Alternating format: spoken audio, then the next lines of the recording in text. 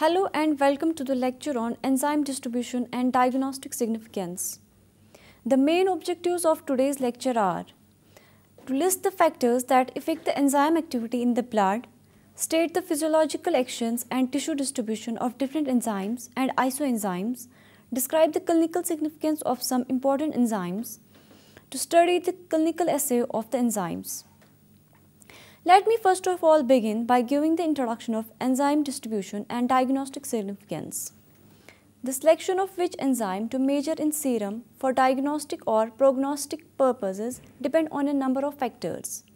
An important factor is the distribution of enzymes among the various tissues. The mass of the damaged or the malfunctioning organ together with the enzyme, cell or blood gradient influences the resulting elevation of the enzyme activity in the blood. Thus, the gradient of activity of prostatic acid phosphatase ACP between prostate and blood is about 1000:1 and the mass of that organ is 20 grams. By contrast, the cell or blood gradient of aniline aminotransferase ALT in the liver cell is 10,000:1 and the mass of the liver can exceed 1000 gram.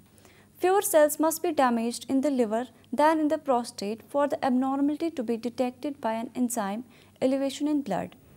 However, if total organ involvement exists, then the vast number of affected liver cells greatly elevate blood concentrations of any liver enzyme. By estimation, if only one liver cell in every 750 is damaged, elevation in the quantity of ALT in blood is detectable. Pathological damage to a tissue embraces a wide spectrum effects. Thus, a mild, reversible viral inflammation of the liver, such as mild attack of liver hepatitis, is likely to increase one of the permeability of the cell membrane and allow cytoplasmic enzymes to leak in the blood. A severe attack causes cell necrosis, also disrupt the mitochondrial membrane, and both cytoplasmic and mitochondrial enzymes are detected in the blood. Thus, knowledge of the intracellular location of the enzyme helps to determine the nature and severity of pathological processes if suitable enzymes are assayed in the blood. Now, let me discuss each enzyme one by one. Lactate dehydrogenase. Lactate dehydrogenase is a hydrogen transfer enzyme that catalyzes the oxidation of L-lactate to pyruvate with the mediation of NADH positive as a hydrogen acceptor. As indicated, the reaction is reversible and the reaction equilibrium strongly favors the reduction of pyruvate to lactate. P plus L gives the reversible reaction. Because of its wide distribution in all tissues, serum LD elevations occur in variety of clinical conditions including myocardial infarction, hemolysis and disorder of the liver, kidney, lung and muscle. Hemolysis, if sufficiently severe, produces an LD isoenzyme pattern similar to that in myocardial infarction.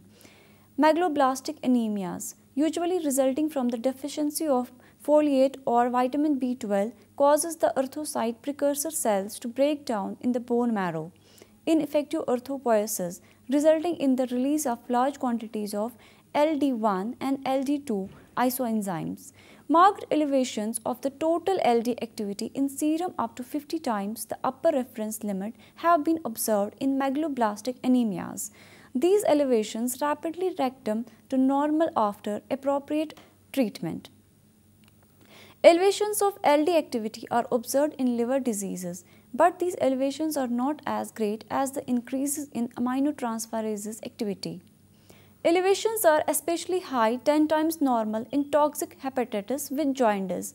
Slightly lower values are observed in viral hepatitis and in infectious mononucleosis.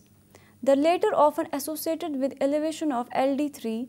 LD activity is normal or at most twice the upper reference limit in cirrhosis and obstructive jaundice. Serum LD5 is often elevated in patients with either primary liver disease or liver anoxia secondary to decreased oxygen perfusion. Patients with malignant diseases show increased LD activity in serum. Up to 70% of patients with liver metastasis and 20 to 60% of patients with other non-hepatic metastasis have elevated total LD activity. Notably, elevated LD1 is observed in germ cell tumors 60% of the cases, such as teratoma, seminoma of the testes and dysgermonomia of the ovary. The percent of patients with increased LD1 depends on the stage of the disease. For monitoring purpose, LD is relevant in predicting the survival duration and the rate in Hodgkin disease and non-Hodgkin lymphoma and in the follow-up of dysgermonoma. Then comes the aminotransferases. The aminotransferases constitute a group of enzymes that catalyze the interconversion of amino acids to two 0:0 acids by transfer of amino groups. Aspartate aminotransferase EC 2.6:1.1 L-aspartate 2-oxyglutarate aminotransferase AST and aniline aminotransferase EC 2.6:1.2 L-aniline 2-oxyglutarate aminotransferase ALT are examples of aminotransferases that are of clinical interest. The 2-oxyglutarate/glutamate couple serve as one amino group acceptor and donor pair in all the amino transfer reactions. The specificity of all the individual enzymes derive from the particular amino acid that serve as the donor of an amino group. Liver disease is the most important cause of increased transaminase activity in serum. In most types of liver disease, ALT activity is higher than that of AST.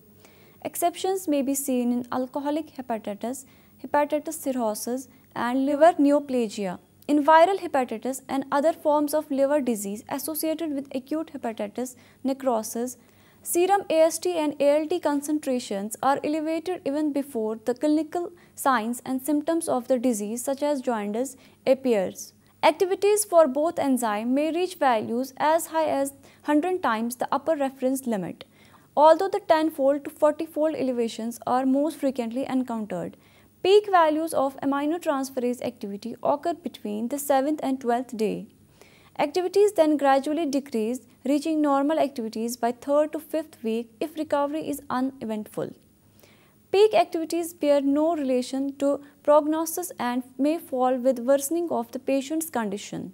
Persistence of increased ALT for more than 6 months after an episode of acute hepatitis is used to diagnose chronic hepatitis. Most patients with chronic hepatitis have maximum ALT less than 7 times the upper reference limit. ALT may be persistently normal in 15% to 50% of patients with chronic hepatitis C, but the likelihood of the continuously normal ALT decrease with an increasing number of measurements. Next one is alkaline phosphatase. Alkaline phosphatase catalyzes the alkaline hydrolysis of a large variety of naturally occurring and synthetic substrate. Divalent ions such as Mg2 positive, CO2 positive and Mn2 positive are activators of the enzyme, and Zn2 positive is an constituent metal ion. Phosphate, borate, oxalate and cyanide ions are inhibitors of ALP activity. Clinical significance. Elevation in serum ALP activity commonly originate from the liver and bone. Consequently, serum ALP measurements are often particular interest in the investigation of hepatobiliary disease and bone disease associated with increased osteoblastic activity. Hepatobiliary disease. The response of liver to any form of biliary tree obstruction induces the synthesis of ALP by hepatocytes. Some of the newly formed enzymes enter the circulation to increase the enzyme activity in the serum. The elevation tends to be more notable, greater than 3-fold in extrahepatic obstruction than in intrahepatic obstruction, and is greater the more complete the obstruction. Serum enzyme activities may reach to 10 to 12 times the upper reference limit and usually return to normal on surgical removal of the obstruction. A similar increase is seen in patients with advanced primary liver cancer or widespread secondary hepatic metastasis. Bone disease. Bone ALP is produced by the osteoblast and has been demonstrated in matrix vesicles deposited as buds derived from the cell's membrane. The enzyme is therefore an excellent indicator of global bone formation activity. Among the bone diseases, the highest concentration of ALP are encountered in Paget's disease, osteitis deformans, as a result of action of the osteoblastic cells as they try to rebuild bone that is being reabsorbed by the uncontrolled activity of osteoclasts. Values from 10 to 25 times the upper reference limit are not unusual, and in broad term, the increase reflects the extent of disease. In vitamin D deficiency, osteomalacia and rickets, deficiencies 2 to 4 times the upper reference limit may be observed, and all these fall slowly to normal on treatment. Primary hyperparathyroidism and secondary hyperparathyroidism are associated with slight to moderate elevations of ALP in serum. Next is cholinesterase. Two related enzymes have the ability to hydrolyze acetylcholine. One is acetylcholinesterase, which is called true cholinesterase or cholinesterase. First, true cholinesterase is found in erythrocyte, the lungs, spleen, nerve ends, and the grey matter of the brain. It is responsible for the prompt hydrolysis of acetylcholine released at the nerve endings to mediate the transmission of neural impulse across the synapse. The degradation of acetylcholine is required for the depolarization of the nerve so that it is repolarized to the next conduction event. Measurement of CHE activity in serum are used as a test of liver function, as an indicator of possible insecticide poisoning, and for the detection of patients with a typical form of enzyme who are at the risk of prolonged responses to certain muscle relaxants used in surgical procedures. Measurement of serum CHE activity also serve as an sensitive indicator of the synthetic capacity of the liver. In the absence of genetic causes or known inhibitors, any decrease in CHE activity reflects impaired synthesis of the enzyme by the liver. A 30% to 50% of CHE decrease is observed in acute hepatitis. Decrease of 50% to 70% occur in advanced cirrhosis and carcinoma with metastasis to the liver. CHE is essentially normal in obstructed jaundice except when the cause is malignant.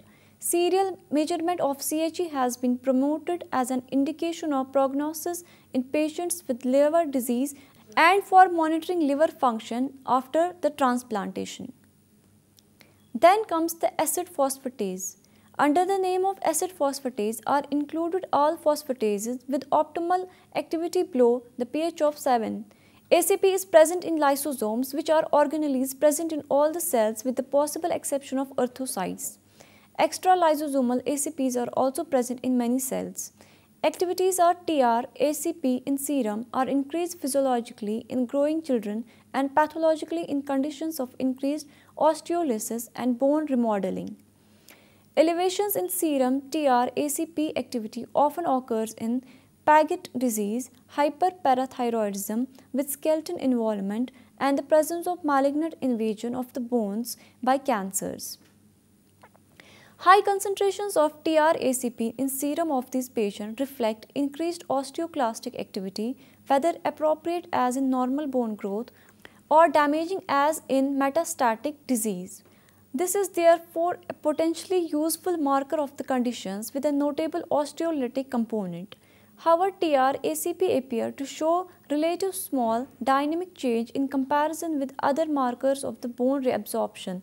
For example, those related to type 1 collagen metabolism. This may be attributed to the fact that the enzyme is released into the sealed osteoclast microenvironment rather than directly intracirculation. The only non-bone condition in which the elevated activities of TR-ACP are found is in Gaucher's disease of the spleen, a lysosomal storage disorder. Its source in this disease is the abnormal macrophages in the spleen and other tissues which overexpress this normal macrophage constituent. Although once widely used to detect or monitor carcinoma of the prostate, determination of ACP target inhibited activity in serum is now considered obsolete for this purpose and has been replaced by prostate-specific antigen PSA. And at last, let me discuss creatine kinase. Creatine kinase CK is a dimeric enzyme A2KDA that catalyzes the reversible phosphorylation of creatine CR by adenosine triphosphate ATP. Physiologically, when muscle contracts, ATP is converted to adenosine diphosphate ADP, and CK catalyzes the rephosphorylation of ADP to ATP using creatine phosphate CRP as the phosphorylation reservoir. Serum CK activity is greatly elevated in all the types of muscle dystrophy. In progressive muscular dystrophy, particularly Duchenne sex-linked muscular dystrophy, enzyme activity in serum is highest in infancy and childhood, 7 to 10 years of age, and may be increased long before the disease is clinically apparent. Serum CK activity characteristically falls as the patient gets older and as the mass of the functioning muscle diminishes with the progression of the disease. About 50% to 80% of asymptomatic female carrier of Duchenne dystrophy show 3-fold to 6-fold increase of CK activity. Quite high values of CK are noted in viral myositis, polymyositis, and similar muscle diseases. However, in neurogenic muscle diseases such as myasthenia gravis, multiple sclerosis, polymyelitis, and Parkinson, serum enzyme activity is normal.